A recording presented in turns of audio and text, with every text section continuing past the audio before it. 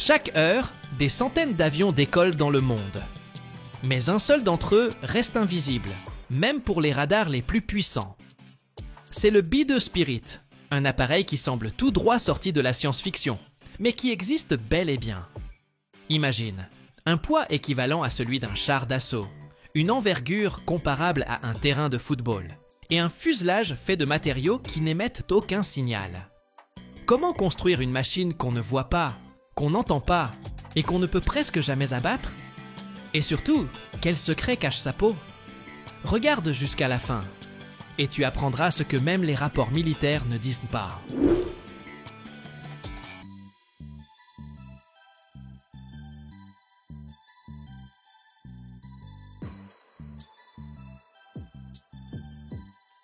Tout commence par le choix des matériaux. Et là, c'est de la science spatiale.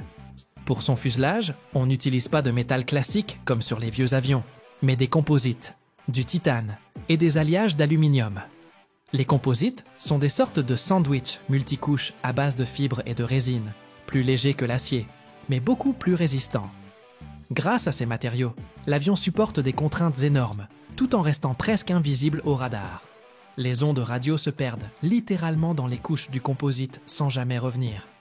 Imagine, le B-2 fait presque 21 mètres de long et plus de 52 mètres d'envergure, comme un terrain de football, mais noir et silencieux. Sa hauteur atteint environ 5 mètres et la surface de ses ailes couvre près de 460 mètres carrés.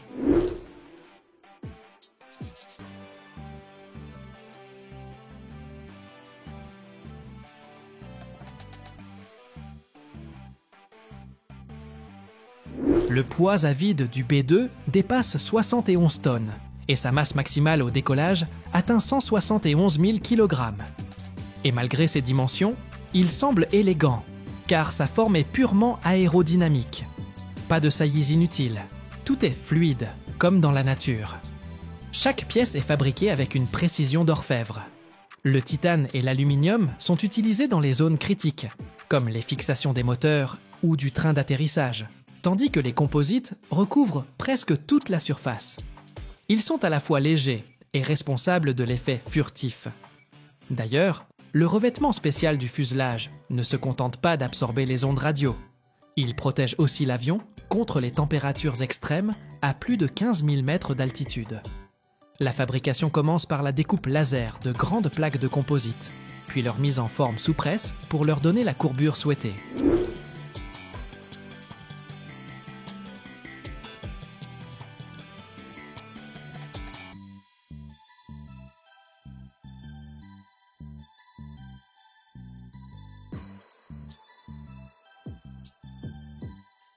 Ensuite vient un traitement en plusieurs étapes. Ponçage, contrôle qualité, application de couches spéciales. Chaque millimètre est scanné au laser pour détecter la moindre fissure ou imperfection. C'est de la haute technologie. Robots et humains collaborent pour créer une véritable œuvre d'ingénierie. Grâce à ces matériaux et à ces procédés, le B-2 peut parcourir des milliers de kilomètres tout en restant invisible, aussi bien pour les radars que pour les caméras thermiques. Rien n'est laissé au hasard. Chaque courbe du fuselage, chaque ligne des ailes est le fruit de milliers d'heures de calculs et de tests. Les ingénieurs dessinent littéralement l'avion dans l'air pour qu'il se fonde dans le ciel. Aucune arête vive, aucun angle saillant, seulement des lignes douces qui dispersent les ondes radar dans toutes les directions.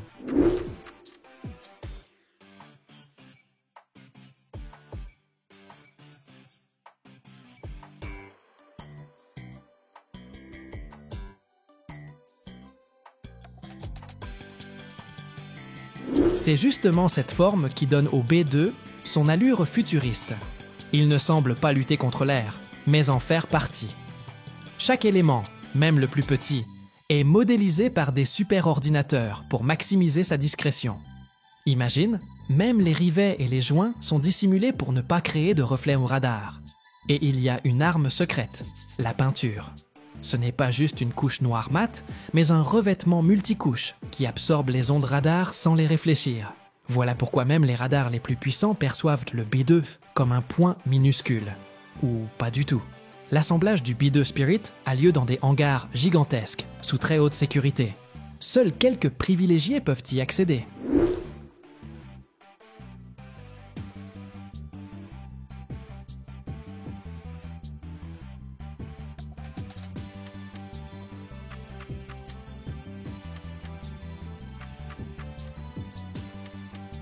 Dans ces ateliers règne la discrétion et l'innovation. Les humains et les robots travaillent comme une seule équipe. Les robots manipulent les énormes sections, pendant que les ingénieurs montent les petits composants à la main. Le fuselage est assemblé morceau par morceau, comme un puzzle géant en 3 dimensions. Chaque raccord est contrôlé au laser.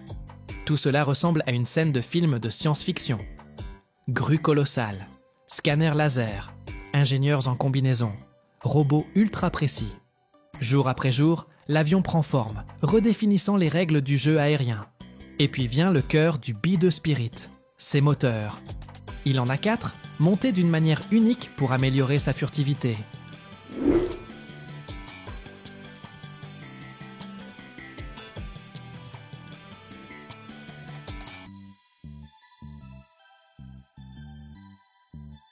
Les moteurs ne sont pas fixés à l'extérieur, comme sur les avions classiques, mais intégrés dans le fuselage.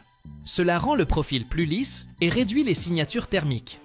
Le secret réside dans les gaz d'échappement. Habituellement visibles aux capteurs infrarouges, ici, ils passent par de longs conduits internes. Ces gaz sont refroidis, mélangés à de l'air froid, puis expulsés. Résultat, même les caméras thermiques les plus modernes ne détectent qu'une faible ombre dans le ciel. Ce système d'échappement est l'un des piliers de la furtivité du B2. La cabine est insonorisée, isolée thermiquement et parfaitement étanche à la lumière. Le confort y est total, même lors de missions longues. Les ingénieurs utilisent des composites ultra résistants pour former la coque de la cabine, protégeant l'équipage des bruits, des chocs thermiques et même des radiations.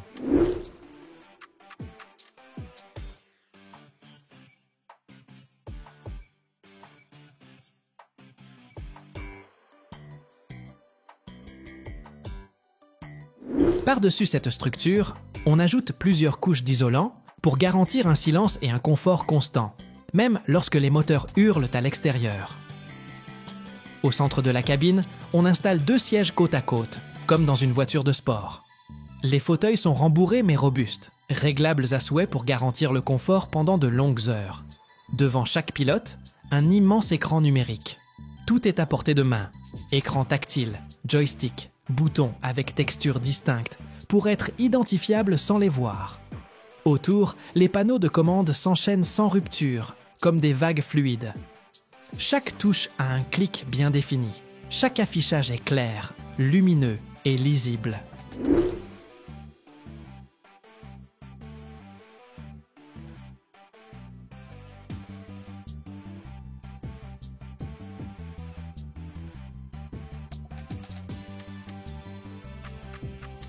Un espace de repos est prévu. Lit pliant, coin repas, même une petite toilette. C'est un cocon où se détendre, pendant que l'autre pilote prend le relais. Tout est pensé pour que l'équipage reste concentré et endurant, même lors des missions de plus de 24 heures. Une fois la cabine terminée, elle est recouverte d'un revêtement spécial, protégeant contre les températures extrêmes, du froid glacial à la chaleur brûlante. Chaque joint est scellé, aucune fuite d'air, aucun bruit parasite. Juste un silence de mission, dans l'un des avions les plus mystérieux jamais construits.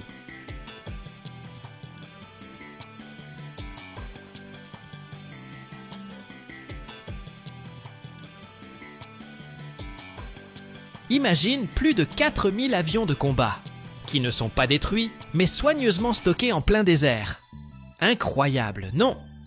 Et pourtant, ce n'est pas de la science-fiction, mais bel et bien le plus grand cimetière d'avions militaires au monde. La base de Davis-Monthan, aux États-Unis. Alors, pourquoi ne les envoie-t-on pas directement à la casse? Certains appareils attendent une seconde vie, d'autres sont démontés pour récupérer des pièces. Et d'autres, ultra secrets, ne peuvent tout simplement pas disparaître sans laisser de traces.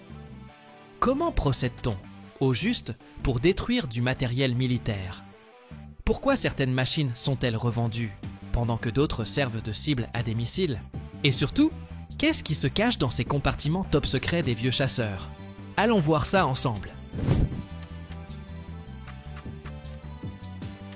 La raison principale pour laquelle les avions de la base de Davis Monthan sont préservés au lieu d'être immédiatement détruits, c'est la possibilité de les réutiliser.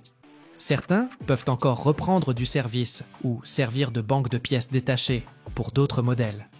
Une partie du matériel est parfois revendue à des alliés des États-Unis ou cédée à des pays partenaires, dans le cadre de programmes d'assistance militaire. D'autres appareils servent de cible pour tester de nouveaux missiles ou de modèles d'entraînement pour les techniciens et les pilotes. Par ailleurs, tout n'est pas mis au rebut tout de suite à cause de la bureaucratie, du manque de ressources ou de priorités différentes. Les avions peuvent ainsi rester stockés durant des années avant de partir au recyclage. Quant au climat sec de l'Arizona, il offre un gros avantage. Il évite la corrosion, permettant parfois de réactiver ces machines même après plusieurs décennies.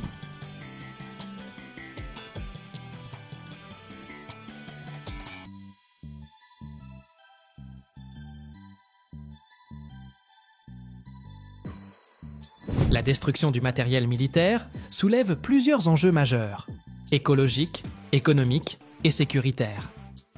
Un stockage ou une élimination mal gérée peuvent polluer l'environnement, alors que le recyclage des métaux et autres composants permet d'économiser des ressources. De plus, un engin militaire, même ancien, conserve une réelle valeur. Des groupes terroristes ou criminels pourraient l'acheter pour perpétrer des attaques ou faire de la contrebande. Dans certains conflits, on voit même des machines déclassées revenir sur le champ de bataille. Par exemple, lors de la guerre civile en Libye, de vieux chars soviétiques, qui auraient dû finir à la casse depuis belle lurette, ont été remis en service.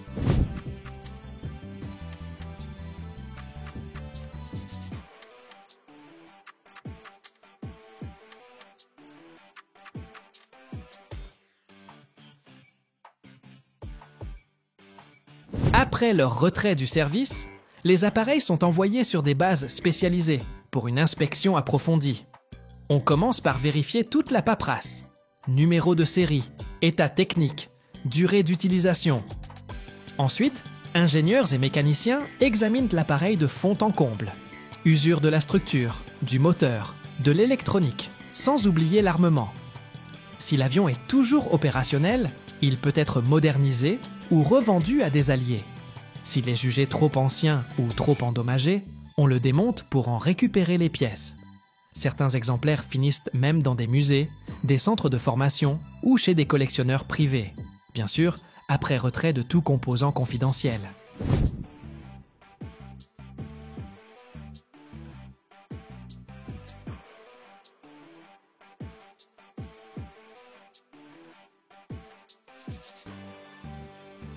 Si le matériel est considéré comme irréparable, mais qu'il contient encore des éléments en bon état, on procède alors au démontage. Des équipes spécialisées retirent les moteurs, les systèmes de navigation, les modules électroniques et même les plaques de blindage. Les moteurs peuvent servir à réparer d'autres véhicules similaires ou être reconvertis pour un usage civil. L'optique et l'électronique, elles, peuvent être réutilisées dans des simulateurs ou pour moderniser des systèmes existants.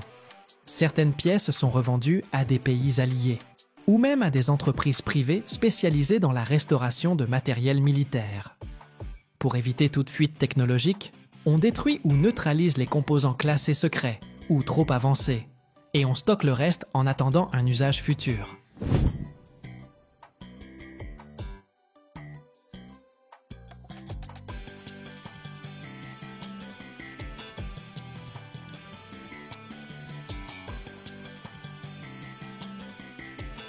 La mise au rebut, l'accent est mis sur l'élimination des substances dangereuses. Le carburant d'aviation, les lubrifiants et les fluides hydrauliques peuvent contenir des produits toxiques. En moyenne, entre 200 et 500 litres de ces matières résiduelles sont récupérés sur chaque avion, puis traités selon un protocole spécifique. Les éléments électroniques de bord, susceptibles de contenir du plomb, du mercure ou du cadmium, constituent aussi un risque. Rien qu'aux États-Unis, on retire près de 500 tonnes de ces matériaux chaque année lors de la destruction du matériel militaire. Quant à certains anciens véhicules blindés Ils peuvent renfermer de l'amiante dans les isolations thermiques, qui doit être extrait et éliminé suivant des normes très strictes.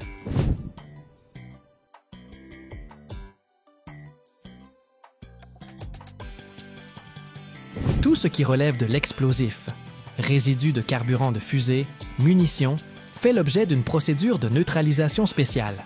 En 2023, par exemple, plus de 1200 tonnes de munitions ont été détruites sur des terrains spécialisés aux États-Unis après avoir été retirées du matériel en cours de démantèlement. Comme mentionné plus haut, on enlève systématiquement tout ce qui contient des données sensibles. Ordinateurs de bord, systèmes de communication. Car ils peuvent renfermer des protocoles confidentiels, des clés cryptographiques ou des logiciels de chiffrement. Dans les chasseurs modernes, par exemple, on trouve des canaux de communication ultra protégés pour coordonner les opérations de combat. Les radars et systèmes de guidage font également partie de ces éléments critiques, qu'il s'agisse d'avions, de navires ou de blindés. Un radar peut embarquer des algorithmes de traitement du signal très pointus, offrant un net avantage tactique. En 2011, les États-Unis ont même détruit les restes d'un hélicoptère furtif qui s'était écrasé lors de l'opération contre Ben Laden, afin d'empêcher d'autres puissances de mettre la main sur ces technologies. Les systèmes de conduite de tir des chars, chasseurs ou navires contiennent des informations capitales. Tactique de combat, caractéristiques de l'armement, précision des tirs. Et bien sûr, on retire tous les matériaux spéciaux, comme le revêtement furtif des F-22 ou des B-2, dont la composition reste un secret d'État. Ces revêtements sont alors enlevés ou purement et simplement détruits.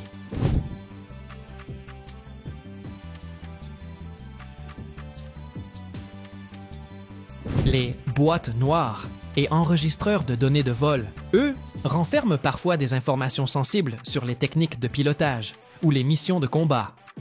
Pour éviter qu'ils ne tombent entre de mauvaises mains, il existe aux États-Unis des programmes de contrôle très stricts. Parfois, on préfère même détruire l'appareil en entier lorsqu'un démontage sûr est impossible. De plus, un système spécifique met régulièrement à jour les logiciels de ces équipements, afin de s'assurer qu'ils ne puissent pas être récupérés par des adversaires. Chaque engin militaire possède sa propre version secrète du logiciel, quasi impossible à restaurer après déclassement. Dans de nombreux pays, la destruction du matériel militaire est encadrée par des accords internationaux, comme les conventions de Genève, qui veillent à ce que certains composants soient éliminés de manière sécurisée et à ce que l'environnement ne soit pas mis en péril. Par exemple, un véhicule militaire ne pourra être officiellement retiré du service tant que tous les matériaux toxiques n'auront pas été retirés. Tout cela prouve à quel point on prend au sérieux la sécurisation et la destruction de ce type d'équipement, et combien d'efforts sont déployés pour qu'aucune technologie ne tombe dans de mauvaises mains.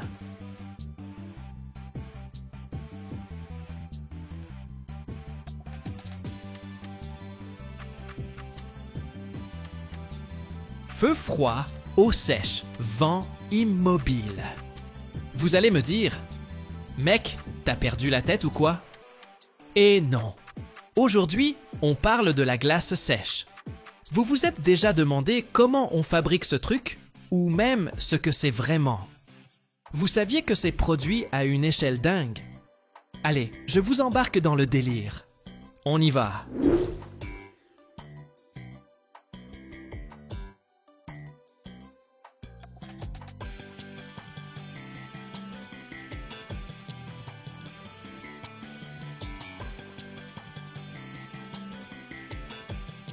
La glace sèche industrielle, c'est du dioxyde de carbone solide.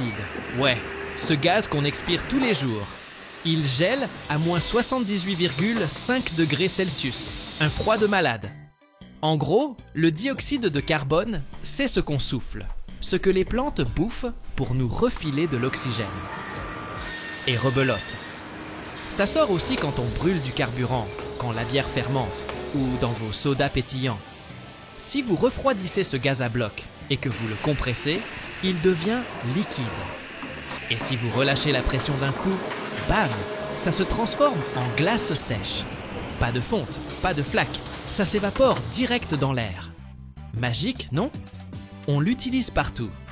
Médecine, transport, bouffe, et même pour des effets spéciaux, grâce à sa capacité à refroidir en un clin d'œil et à disparaître sans laisser de traces.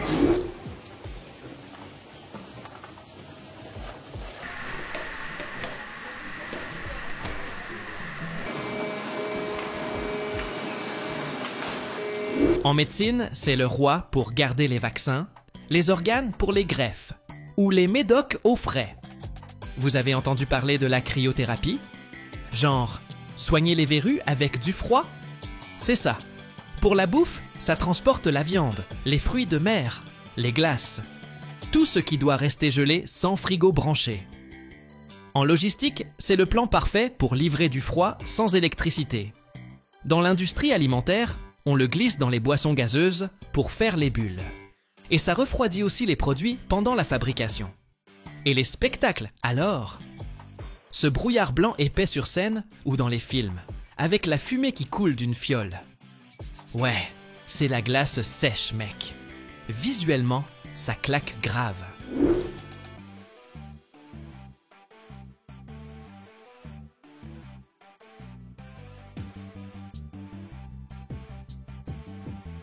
Fabriquer de la glace sèche, c'est pas une blague de cuisine. Ça se passe dans des usines cryogéniques, des monstres industriels. Ces usines occupent entre 5 000 et 20 000 mètres carrés. Imagine 10 à 40 terrains de basket. Au milieu trônent des réservoirs cryogéniques, des cuves métalliques géantes, jusqu'à 15 mètres de haut, capables de stocker de 20 à 100 tonnes de dioxyde de carbone liquide. Il y a un léger bourdonnement dans l'air, les compresseurs et les presses qui tournent à fond. Les réservoirs crachent le gaz dans des tuyaux énormes. Direction les machines de pressage. Ces bêtes avalent jusqu'à 500 kg de glace sèche par minute. Incroyable, non?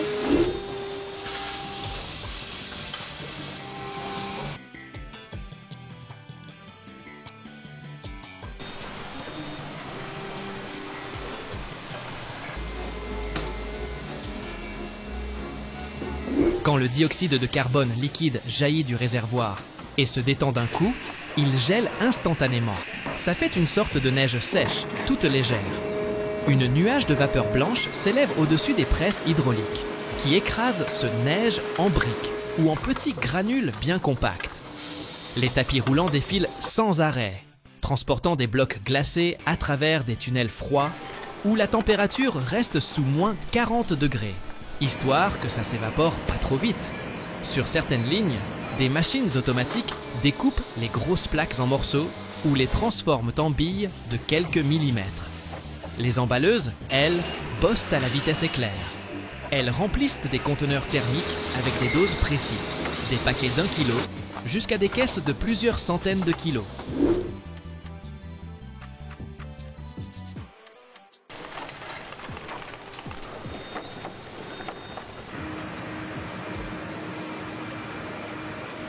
Les machines scellent tout hermétiquement pour limiter l'évaporation.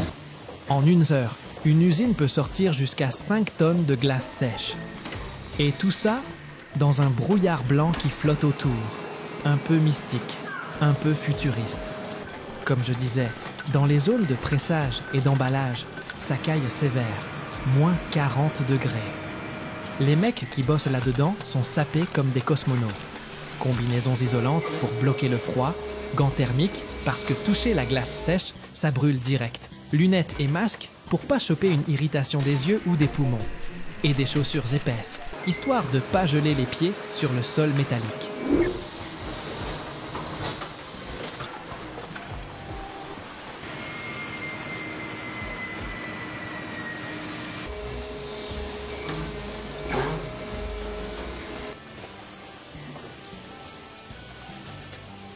Avec toute cette vapeur qui traîne, les ventilations tournent à plein régime pour garder l'air respirable.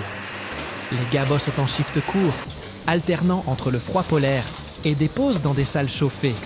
Faut pas déconner avec ça. Beaucoup de trucs sont automatisés pour limiter les risques, mais même avec tout ce matos, bosser là-dedans, c'est pas pour les fragiles. Faut du mental et respecter les règles à la lettre. Mais d'où ils sortent tout ce dioxyde de carbone? Sérieux? Vous allez me demander. Pas besoin de courir dans les bois avec un filet. En fait, ils le récupèrent comme déchets d'autres industries, genre la fabrication d'ammoniac ou d'engrais. Écolo, non? On recycle un gaz qui existe déjà. Pas besoin d'en produire plus.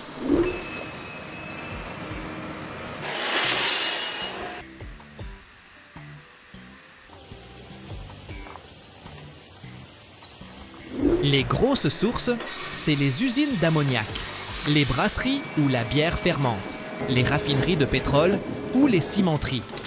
Au lieu de balancer ce dioxyde dans l'atmosphère, ils le capturent avec des systèmes spéciaux. Ensuite, ils le filtrent, le sèchent pour qu'il soit nickel, puis ils le compriment sous haute pression pour le rendre liquide. Et pour le compacter encore plus, ils le refroidissent à moins 20 degrés. Bref, ça réduit les gaz à effet de serre tout en créant un truc utile. Petit fun fact, on appelle ça glace, mais ça fond pas. La glace normale, elle devient de l'eau. La glace sèche, elle, passe direct en gaz. Ça s'appelle la sublimation. Pas de flaque, juste pouf, disparu.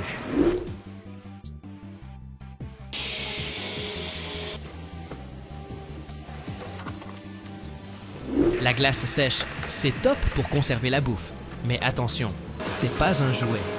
Si vous l'avalez ou respirez trop de vapeur, ça peut partir en vrille, brûlure ou asphyxie au menu. Il y a eu des cas où des potes ont voulu faire les malins en balançant de la glace sèche dans une piscine. Résultat, quelques-uns y sont restés.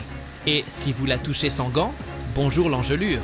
Bref, cette substance, c'est un truc de ouf, plein d'utilisations. Mais faut la manier avec respect. Alors, vous en pensez quoi? Plutôt cool, non?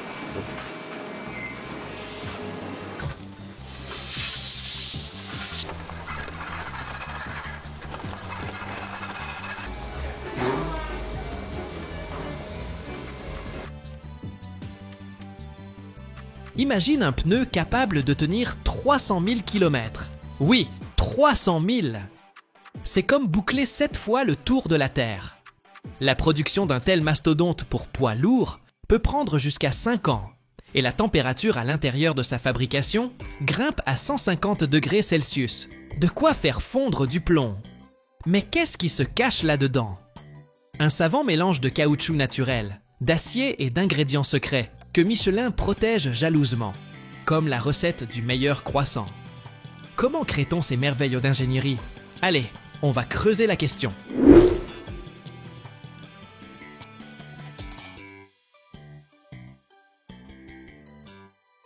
Tout commence par l'équipe d'ingénieurs et de designers, qui déterminent les priorités des pneus de nouvelle génération. Économie de carburant, longévité accrue ou meilleure grippe. Parfois, c'est un combo de tout ça. Ensuite, ils conçoivent des modèles informatiques pour simuler le comportement du pneu dans toutes sortes de conditions. Imagine un simulateur de course, mais à la place du pilote, tu as des formules, des données et de l'intelligence artificielle. Mais rentrons plus dans le détail. Le développement d'un nouveau pneu poids lourd Michelin s'étale entre 2 et 5 ans. D'abord, on étudie le marché et les besoins. Une fois la modélisation informatique finalisée, on produit les premiers prototypes physiques qu'on teste en labo et sur route. À ce stade, on peut créer des dizaines de versions avant de trouver la combinaison parfaite de matériaux, de sculptures et de structures. Si le pneu réussit les essais, on lance la production de masse, ce qui prend encore entre 6 et 12 mois pour régler les lignes de fabrication et valider le contrôle qualité. Résultat, du premier concept à la mise sur le marché, il peut s'écouler près de 5 ans.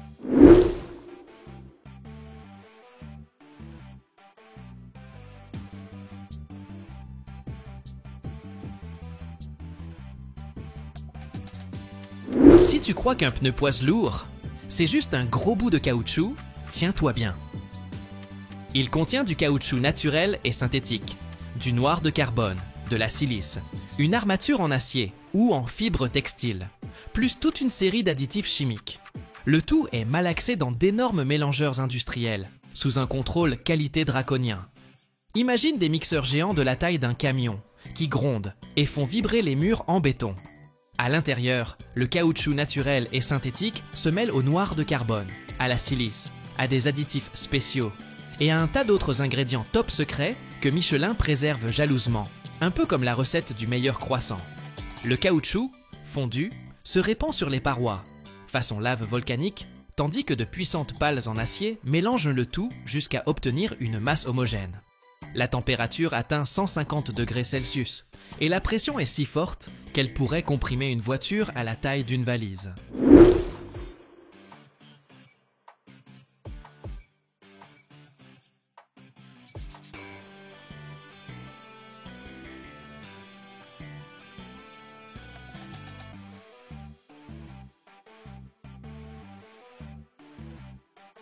Après plusieurs étapes de mélange, la masse obtenue sort des machines, sous forme de plaques épaisses et brûlantes.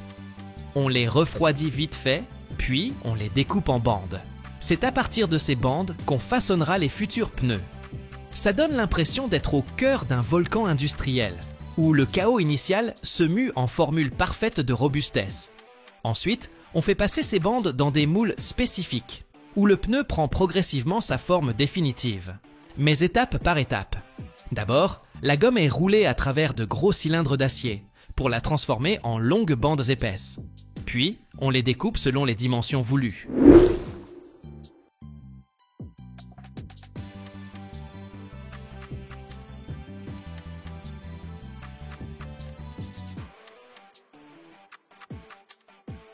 Avant que ces pièces en caoutchouc ne passent sous presse, on les superpose sur un tambour spécial. On ajoute la carcasse, métallique ou en fibre synthétique, pour renforcer le pneu, les flancs, la couche interne d'étanchéité. Ce n'est pas encore le produit final, plutôt une ébauche toute molle, sans sculpture. Un peu comme un donut pas cuit. Ensuite, cette ébauche file dans une presse géante, où elle est cuite sous plusieurs dizaines de bars et à environ 170 degrés Celsius. À l'intérieur du moule, un relief vient s'imprimer dans la gomme, donnant naissance à la sculpture du pneu. Ce processus peut durer de 15 minutes à 1 heure selon la taille. Une fois démoulé et refroidi, le pneu passe au contrôle qualité.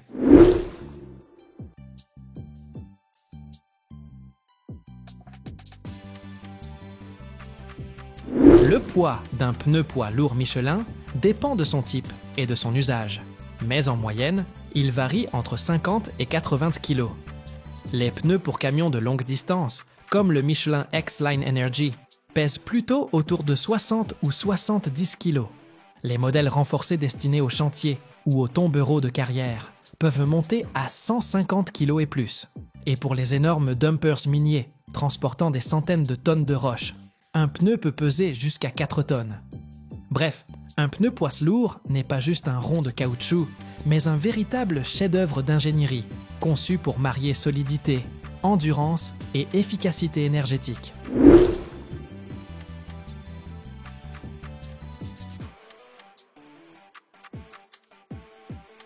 L'une des étapes les plus bluffantes, c'est le contrôle qualité. Michelin teste chaque série de pneus. Pour vérifier par exemple la résistance à l'usure, on installe les pneus sur des camions de test qui avalent des kilomètres sans s'arrêter. Sur des circuits fermés, reproduisant toutes sortes de revêtements. Asphalte, pavé, gravier, nid de poule. Les véhicules enchaînent virages serrés et freinage d'urgence. Un bon test pour la déformation et la surchauffe. Il y a même des surcharges volontaires, pour voir si la carcasse fatigue sous un poids supplémentaire. Un seul de ces camions peut parcourir jusqu'à 100 000 km lors d'un essai. Et oui, certains pneus finissent détruits dans ces tests. Tout ça pour la sécurité des conducteurs. Si on n'a pas le temps d'attendre l'usure naturelle, on utilise des bancs d'essai spécialisés. Les pneus y roulent sur des cylindres qui imitent la route et on les fait courir des milliers de kilomètres sous charge.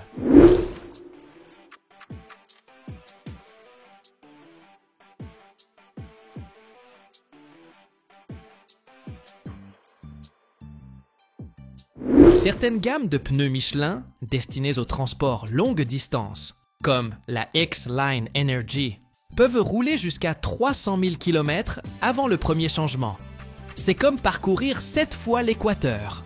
environ 80% des pneus usés peuvent être rechappés avec une nouvelle bande de roulement, prolongeant leur durée de vie de 100 ou 150 000 km. Le rechappage, ou la resculpture, se pratique dans des usines spécialisées ou des ateliers certifiés Michelin. Cette technique offre une seconde vie aux pneus, réduit les coûts pour les transporteurs et diminue l'impact sur l'environnement. Pour rechapper un pneu, on le démonte du camion, on l'examine à fond, puis on utilise échographie, radiographie et laser pour détecter d'éventuelles micro-fissures internes. Si la carcasse est en bon état, le pneu repart pour un tour.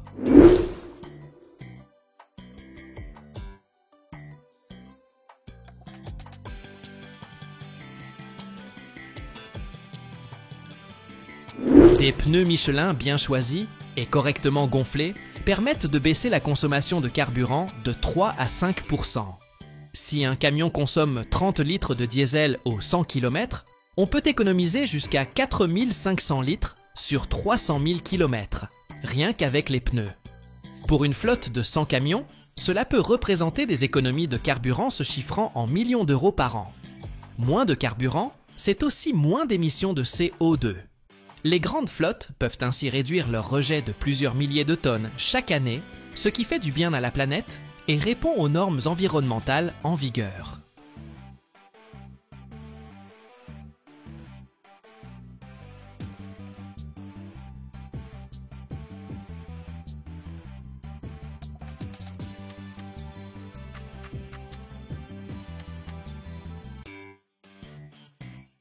Imaginez une usine, grande comme 42 terrains de foot. Des robots y travaillent au millimètre près et des bus y sont équipés de plus de 1000 capteurs, analysant 100 gigaoctets de données routières chaque jour. Ici, les itinéraires se mettent à jour toutes les 10 secondes et la peinture ne se contente pas d'être appliquée. Elle fusionne littéralement avec le métal. C'est bien plus qu'une simple chaîne de production. C'est une véritable révolution technologique. Vous vous demandez comment on y fabrique le transport du futur? Restez avec nous jusqu'au bout. Vous allez être bluffé.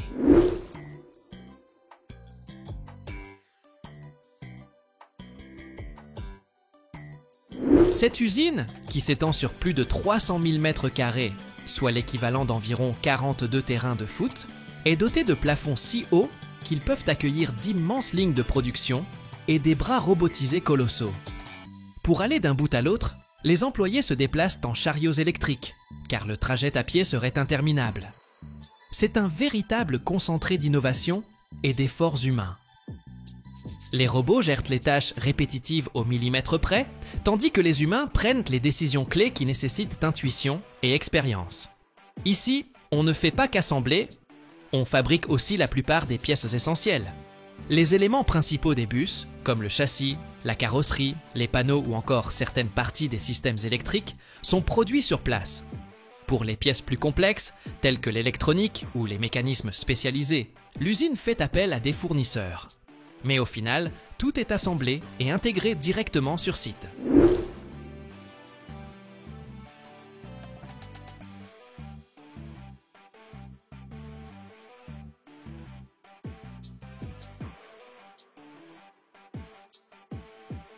Laissez-moi vous expliquer comment ça se passe. D'abord, le châssis du bus passe par une phase de mise en squelette. De puissants robots soudaignent la structure, avec une précision telle que l'erreur est quasiment impossible. Ensuite, on attaque la peinture. Ici, l'usine privilégie des matériaux écologiques, qui protègent le métal de la corrosion et garantissent une durabilité hors pair. La peinture n'est pas simplement appliquée, elle fusionne littéralement avec la surface grâce à un procédé spécial de polymérisation. Dans de vastes ateliers automatisés, les bus avancent lentement dans des cabines dédiées. Les techniciens, équipés de protection et assistés par des bras robotisés, pulvérisent la peinture, qui non seulement couvre la carrosserie, mais s'y associe pour former un film parfaitement lisse et ultra résistant.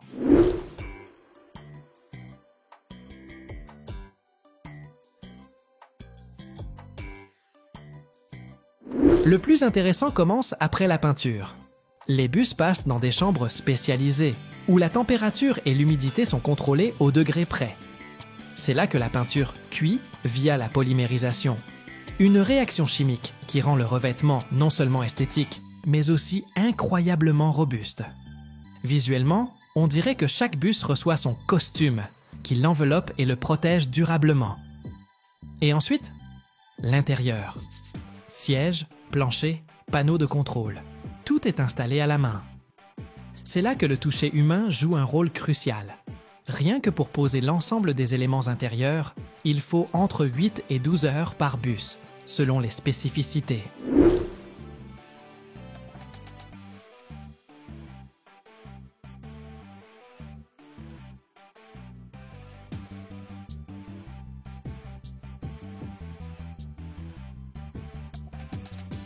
On procède ensuite au montage progressif de l'habitacle. Chaque siège est fixé manuellement, car la moindre erreur pourrait affecter le confort et la sécurité des passagers. Puis viennent les panneaux de contrôle, le câblage électrique et tous les réglages des systèmes embarqués. C'est une étape cruciale, non seulement sur le plan technique, mais aussi esthétique. Après tout, l'intérieur doit être aussi fonctionnel qu'agréable à l'œil, pour que les passagers se sentent à la fois en sécurité et à l'aise.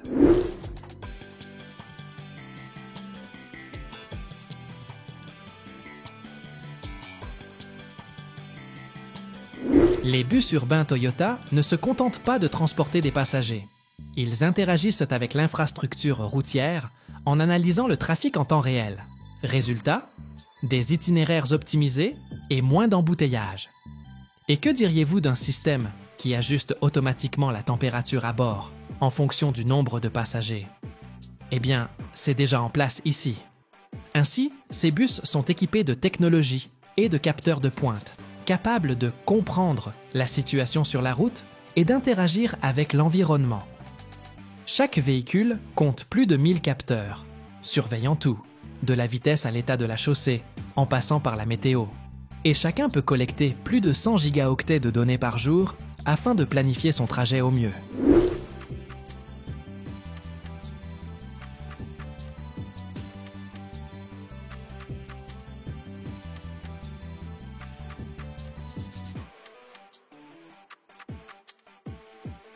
Toutes les 10 secondes, ces bus collectent des informations sur la circulation et ajustent leur itinéraire en fonction de la situation.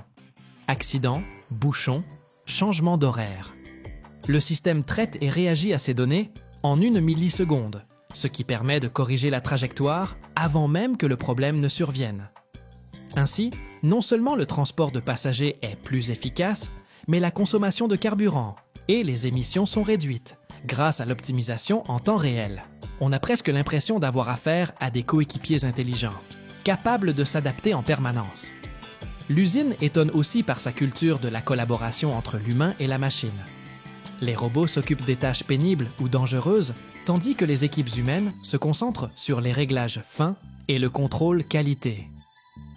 Les machines nous rendent plus performants, mais c'est toujours nous qui décidons, confie un ingénieur expérimenté.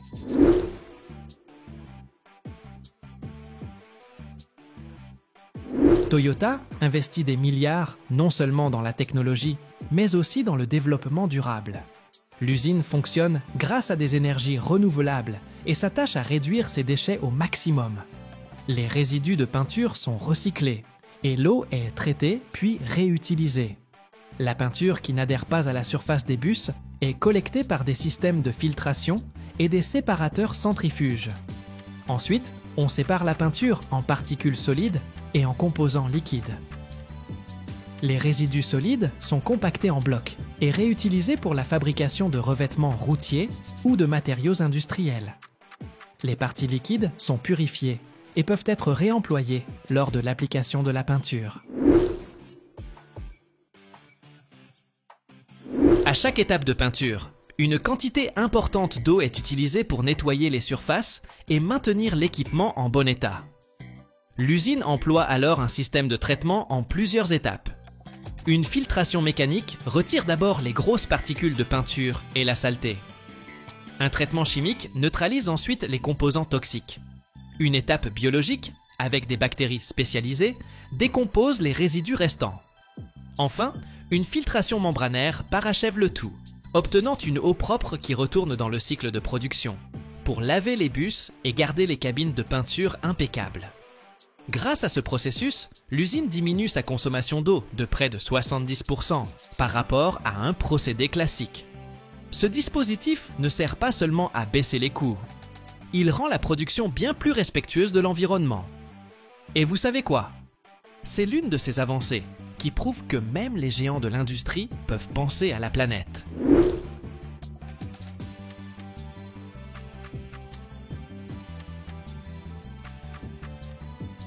Des usines de cette envergure dessinent le futur de la mobilité que nous utilisons tous les jours. Moins de bouchons, un air plus pur, des trajets plus confortables. Tout commence ici, au cœur de la chaîne de production. Alors, la prochaine fois que vous verrez un bus futuriste glisser sans effort dans votre ville, rappelez-vous. Son voyage a commencé ici, dans l'immense usine Toyota, où des hommes et des femmes bâtissent déjà le transport de demain.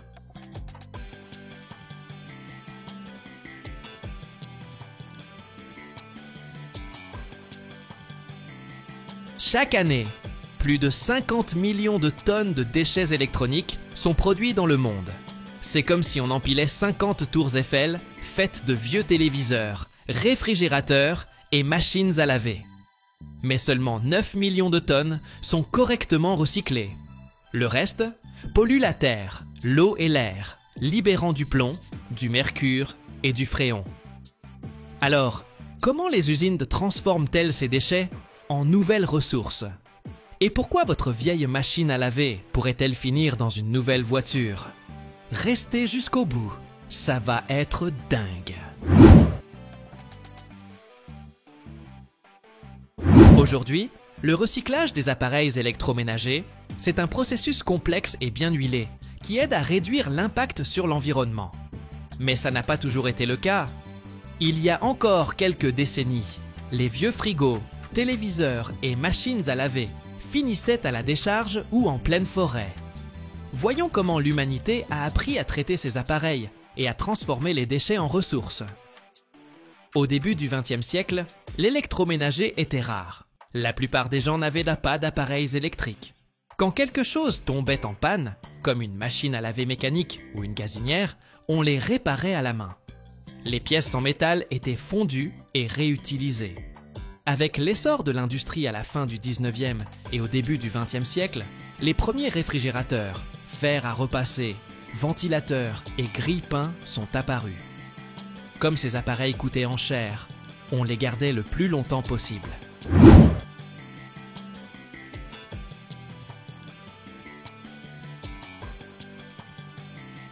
Et quand ils cassaient, qu'est-ce qu'on en faisait? Eh bien, on les réparait et on les réutilisait. Les pièces métalliques, surtout pendant les guerres, où le métal manquait, étaient fondues et réemployées. Et parfois, on les jetait tout simplement avec les ordures ménagères. Mais à l'époque, la production de masse n'existait pas encore, donc le problème du recyclage n'était pas si pressant. Après la Seconde Guerre mondiale, c'est le boom économique. L'électroménager devient plus abordable. La production de masse fait qu'on ne répare plus les vieux appareils. On les remplace. Résultat, des tonnes de réfrigérateurs, téléviseurs et machines à laver finissent à la décharge. Pas cool, surtout à cause du plomb et du mercure contenus dans les téléviseurs à tube cathodique. C'est à ce moment-là que les gouvernements commencent à réfléchir à des décharges spécialisées pour les déchets électroniques. Dans les années 70, aux États-Unis et en Europe, les premiers programmes de collecte et de recyclage voient le jour. Mais une véritable filière de recyclage n'existe pas encore.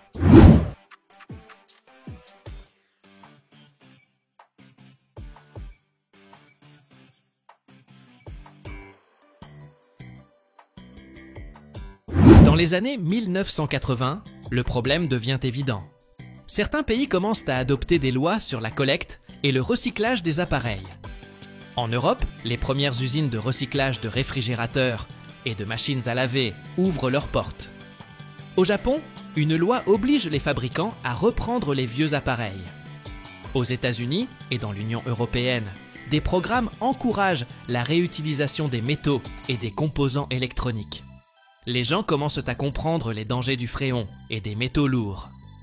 De nouvelles méthodes d'extraction sécurisées sont développées. Mais beaucoup ne saisissent toujours pas pourquoi il ne faut pas jeter ces appareils n'importe où.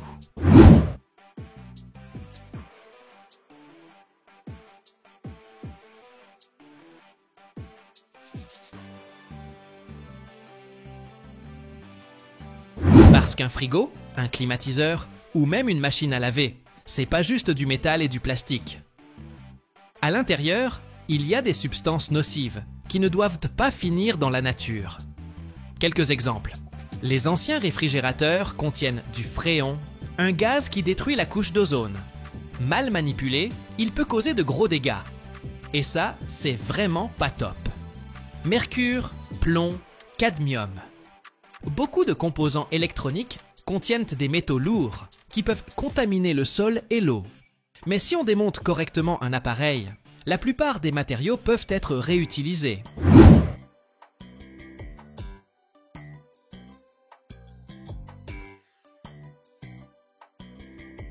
Quand vous confiez un appareil à un centre de recyclage, il passe par plusieurs étapes. Dans des usines spécialisées, l'appareil est démonté pièce par pièce, métal, plastique, verre, circuits électroniques, isolants, etc. On aspire le fréon des réfrigérateurs. On retire l'électronique des machines à laver, là où se cachent les métaux lourds. Ces substances sont envoyées vers des centres de stockage sécurisés. La plupart des composants peuvent être recyclés. Le fer, l'aluminium et le cuivre sont fondus et réutilisés dans l'industrie. Le plastique est trié et transformé en nouveaux produits. Le verre des portes de fours et de machines à laver peut servir dans le secteur du bâtiment. Certaines parties, comme certains isolants, ne peuvent pas être réutilisées. Elles sont donc éliminées en toute sécurité.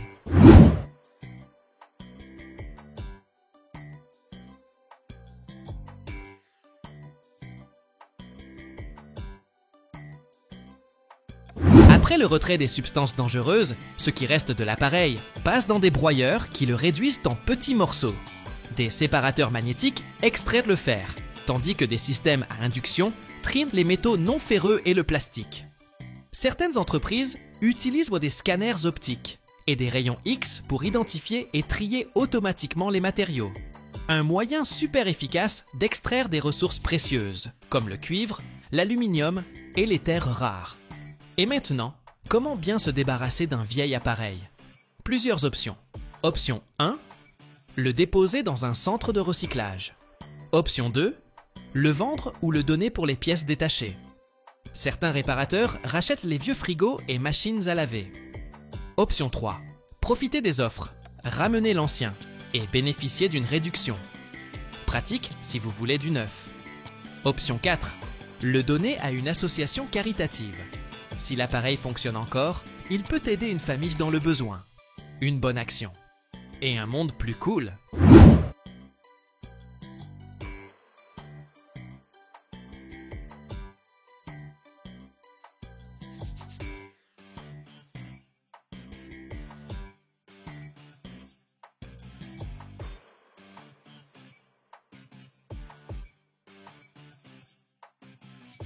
Recycler ces appareils, c'est bon pour la planète et ça économise des ressources.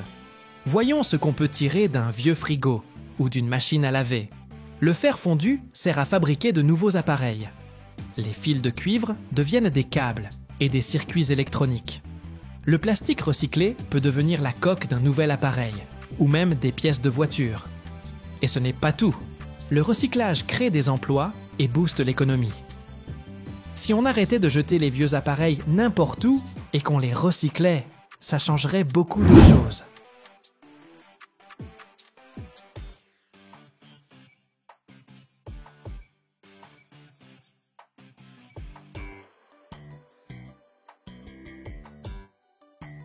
Moins de déchets toxiques dans la nature, une eau et un air plus propres, plus de ressources pour fabriquer de nouveaux produits.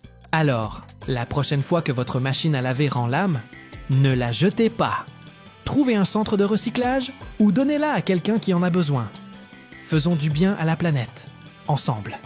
À l'échelle mondiale, seulement 9 millions de tonnes de déchets électriques et électroniques sont collectés et recyclés officiellement. Le reste finit dans des décharges ou est brûlé, avec des conséquences désastreuses pour l'environnement.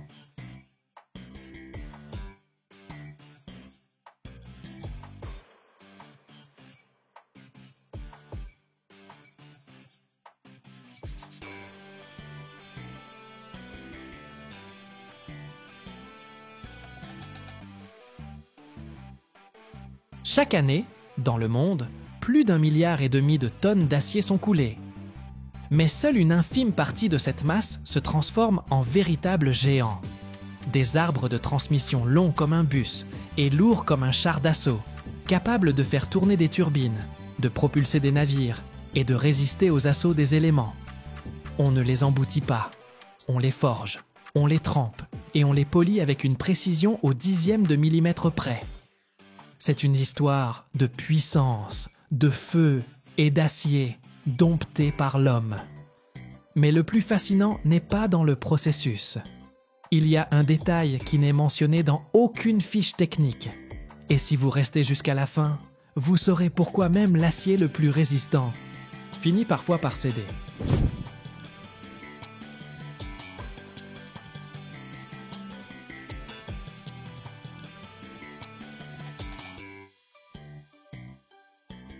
Tout ne commence pas sur une machine-outil, mais dans un atelier de fusion, là où le métal n'est pas encore de l'acier, mais juste une idée, une lueur ardente au-dessus des creusets. Les arbres pour turbines ou hélices ne sont pas faits de n'importe quoi, mais uniquement d'acier allié à haute résistance, où tout est calculé. Le nickel pour la ténacité, le chrome pour la solidité, le molybdène, pour qu'ils ne frémissent même pas sous des rotations folles. Le métal est chargé dans le four, chauffé à 1600 degrés Celsius, et il fond, lourd, dense comme du magma. Toutes les impuretés, scories, gaz, microdébris, sont impérativement éliminées. Après la fusion, le métal est coulé dans des moules. Mais ce n'est pas encore la pièce finie, juste un lingot, épais, brut, comme une billette qui pèse parfois de 20 à 100 tonnes, selon sa future destination. Cette ébauche retourne au feu. Elle est chauffée dans un four de forge à une température d'environ 1250 degrés, jusqu'à ce que l'acier devienne d'un jaune éclatant, presque blanc, mais pas encore liquide.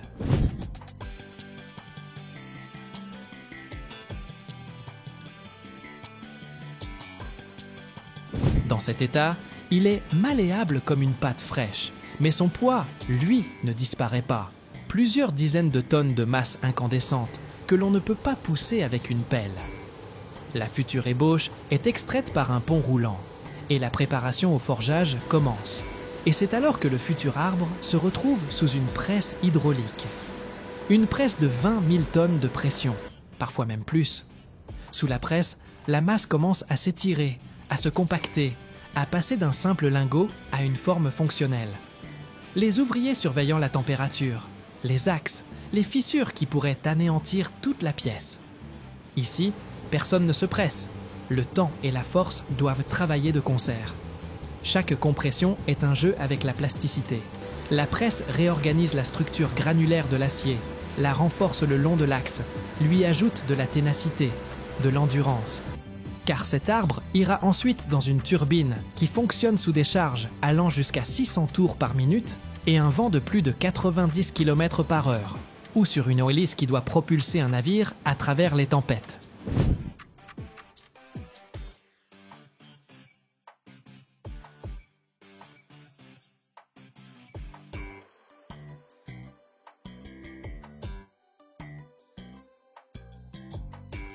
Quand l'arbre est déjà forgé et a un peu refroidi, commence l'étape sans laquelle il ne résistera pas au vent, ne supportera pas le couple de l'hélice, ne survivra pas aux charges de torsion.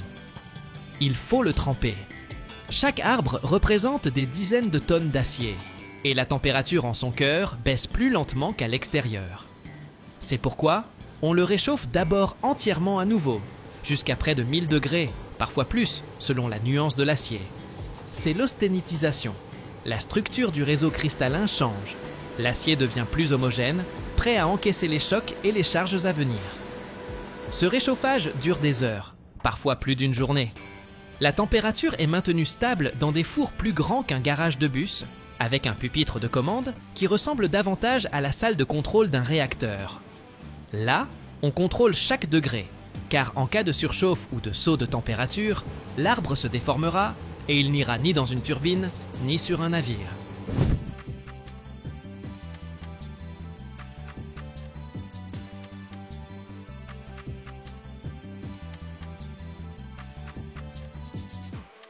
Après le chauffage, la trempe.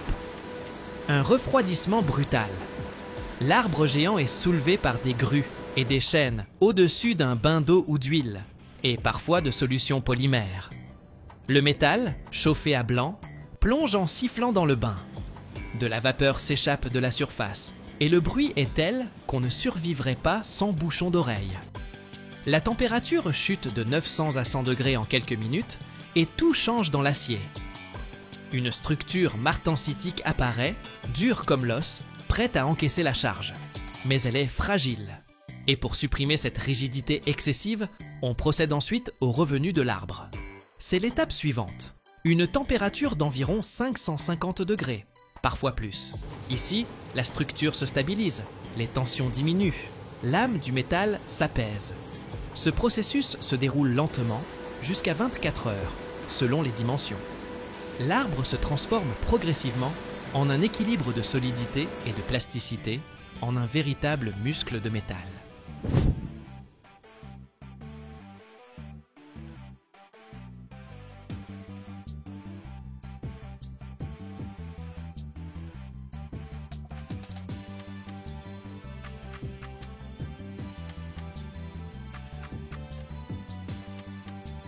Après le traitement thermique, l'arbre est déjà une force, mais une force brute, pas encore domptée.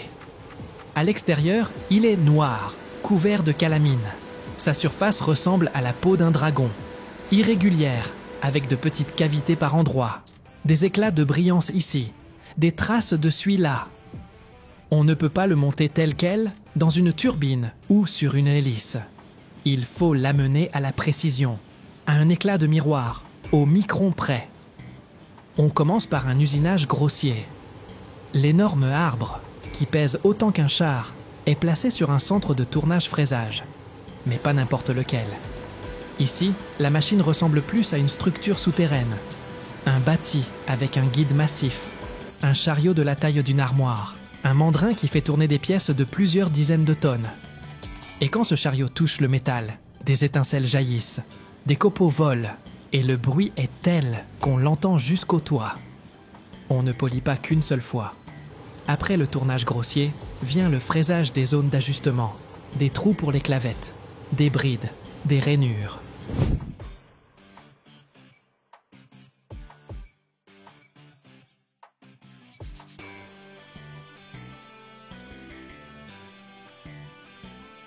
Ici, on ne mesure pas à l'œil nu.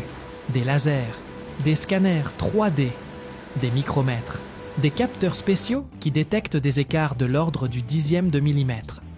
Quand la forme est déjà définie, vient le plus délicat, le polissage de finition. La surface est frottée jusqu'à ce qu'elle commence à briller comme du mercure. Des cylindres abrasifs tournent à grande vitesse, avec un système de refroidissement.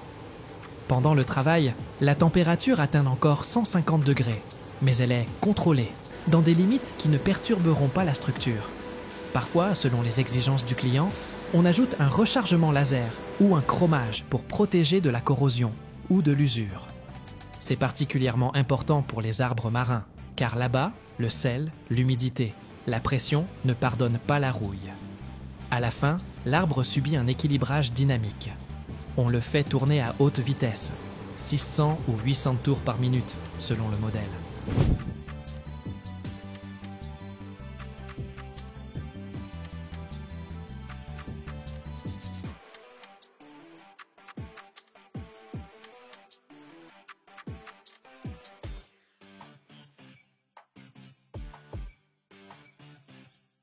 Des capteurs enregistrent les micro-vibrations et des spécialistes ajoutent ou enlèvent des grammes de métal là où c'est nécessaire.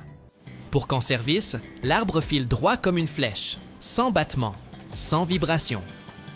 Au final, ce qui n'était il y a quelques semaines qu'un morceau de métal incandescent est maintenant un axe de rotation parfaitement ajusté, qui ira dans une éolienne, dans le propulseur d'un navire ou dans un géant industriel. Lisse, miroitant, avec un poinçon de qualité et un numéro de série, il attend son voyage vers la mer, la steppe, ou là où une force de rotation précise est requise. L'arbre est prêt. Il brille, pèse plusieurs dizaines de tonnes et est long comme un bus de ville. Mais il faut encore le livrer là où il deviendra le cœur d'une turbine ou l'hélice d'un navire. Pour cela, on fait appel à l'artillerie lourde, des plateformes à 12 ou 20 essieux, une grue de 300 tonnes, une escorte, une autorisation de circulation et même le démontage de lignes électriques.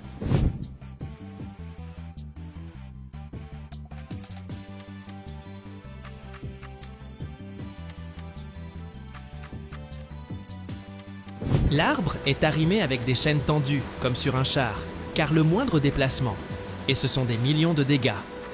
Il avance lentement, avec des gyrophares, parfois la nuit, pour ne pas bloquer les routes. Sur place, le levage, centimètre par centimètre, car le châssis attend déjà. Le montage, c'est de la précision. Tout doit coïncider au micron près, car une telle masse ne donne pas de seconde chance. Et voilà, l'arbre est en place. Mais dès que la turbine sera lancée, il commencera à faire tourner le monde.